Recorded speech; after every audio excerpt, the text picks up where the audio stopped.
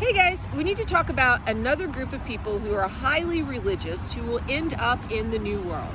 These guys are called Puritans. Now the Puritans are not the same people as the Pilgrims. The Pilgrims will found Plymouth.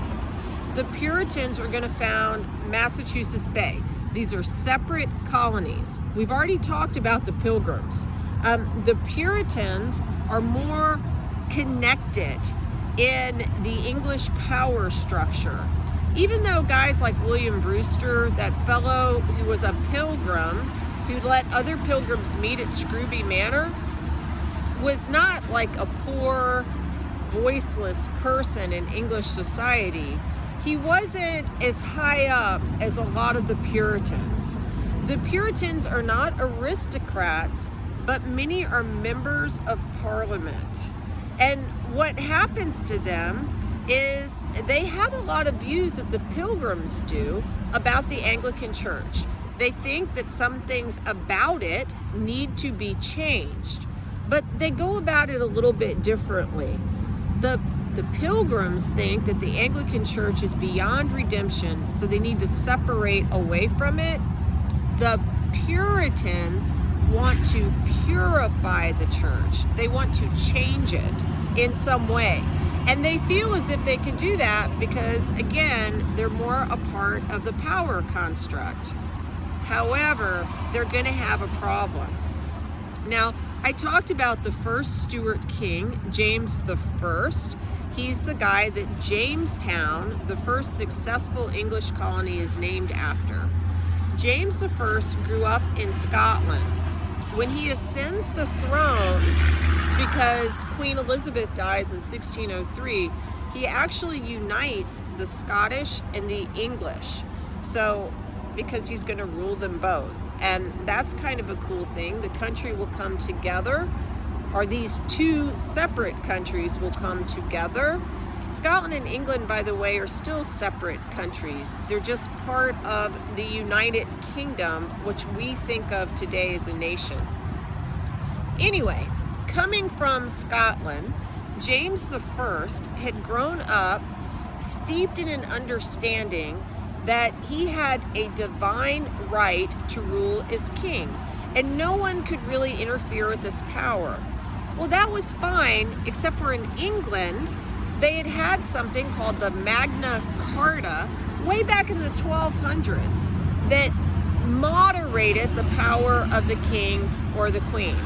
Monarchs could do a whole bunch, but they didn't have limitless power. Parliament had some power too. Well, James didn't love that. So a lot of the times he's going to butt up against Parliament, which is often occupied by Puritans. Well, James dies. He's replaced by his son, Charles I, who is also going to feel that he has a divine right to rule, and he's going to get tired of Parliament and the Puritans who are like, meh, meh, meh, meh, meh. We want this, meh, meh, meh, meh, meh. So he says, you know what I'm going to do, guys? I'm just going to dissolve Parliament. Y'all go home. And when this happens, a lot of the Puritans, this takes place in the 20s, are like, oh my gosh, well, we can't purify the church because the king has dissolved Parliament, and so for a while, we're not going to have any say. Does that make sense? If we're not going to have any say, what we might as well do is go and build a society that we like. So like the Pilgrims got onto the Mayflower, Puritans are going to start getting onto boats as well. One very important Puritan is called John Winthrop. He sails over on the Arabella, and he is going to be a major player in Massachusetts Bay, a major leader. With the Pilgrims, you had different leaders. You had William Brewster was the guy who had everyone meet at Scrooby Manor. While I didn't mention the governor of Plymouth, that ends up being William Bradford. You can put the Williams in the Pilgrim box. John Winthrop is in the Puritan realm. And one thing that you really need to remember about John Winthrop is he gives a very important sermon at the beginning of this kind of endeavor as they are about to build this colony. And this sermon is called the Shining City on a Hill sermon, and it is actually one of the bricks in the foundation of something that Americans today think of as American exceptionalism, which is really the idea that America is in some ways set apart from other people. It's not so much about we are a better people, it's we are a different people. Well, the Shining City on a Hill sermon is based on the Sermon on the Mount, which comes out of the Gospel of Matthew in the New Testament of the Bible. Christ says Christians are like lights to the world, okay? And you can't hide them. So, not to give you a Sunday school lesson, but all of this stuff plays into the culture of Massachusetts Bay and is very important to the Shining City on a Hill speech. So John Winthrop says we are going to be like those Christians, and we are going to build a shining city on a hill in this new colony. And people are going to see this shining city, and they are going to want to emulate this shining city, and we are going to be a light to the world. Now, this is super important as a speech because you have, after the United States becomes the United States, presidents refer back to it. I don't care if they're Democrats or Republicans. John Fitzgerald Kennedy referred to the Shining City on a Hill. Ronald Reagan referred to the Shining City on a Hill. It was actually one of Reagan's favorite tropes in speeches, that the United States is going to become like a shining city on a hill. We are going to project freedom and liberty, and other peoples will see that this is a good thing. All right? So you need to remember that John Winthrop puts this forth. Now, there is some irony about Massachusetts Bay. They want the Puritans to worship as they see fit. They are not going to be tolerant of other people who worship in different ways. So we've talked as well about, or I gave you a video about Maryland. Maryland was a haven for Catholics in the beginning. I mean, it had other purposes as well, but Catholics were having a hard time in England, so they get pushed out. They go to Maryland, which is easy to remember. It's not named after the Virgin Mary, but Mary Land. The Virgin Mary is very important in the Catholic faith, and that was where they went. Okay, it was actually named after a queen. But regardless, in Maryland, there was a sense of tolerance because the Catholics were a minority people, and they knew that they had to invite Protestants in as well, and you had to do trade, and you had to make money, and you had to make the colony stand in some way. The Puritans are going to feel that there are enough of them that they can just set up their colony and they'll be fine, and they don't have to tolerate other people.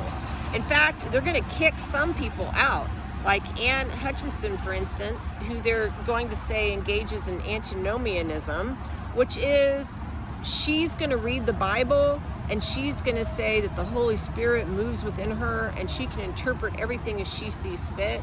And the Puritans are like, wait, whoa now. We have a way of doing things, and if you start going willy-nilly all over the place with different interpretations, we're going to have fragmenting in Massachusetts Bay like they had in England.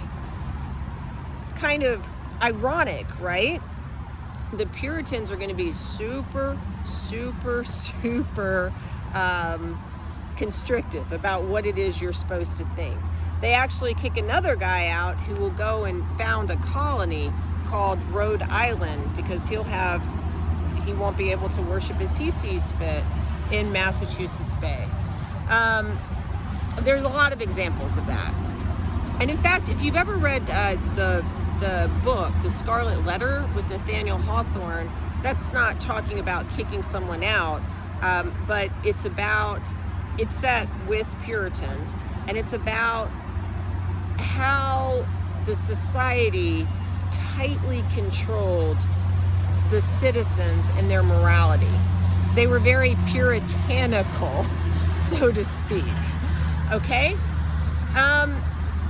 Massachusetts Bay is going to be very concerned about the Protestant faith. They're not going to be tolerant. but they are also not going to be a theocracy. What does that mean? They're not going to set up a government in which preachers are in charge of everything. In fact, they exclude people of the church from holding political office. But they have a congregationalist society, which means you have to be a member of a congregation to have a voice in how things are run. And in this sense, it's kind of democratic.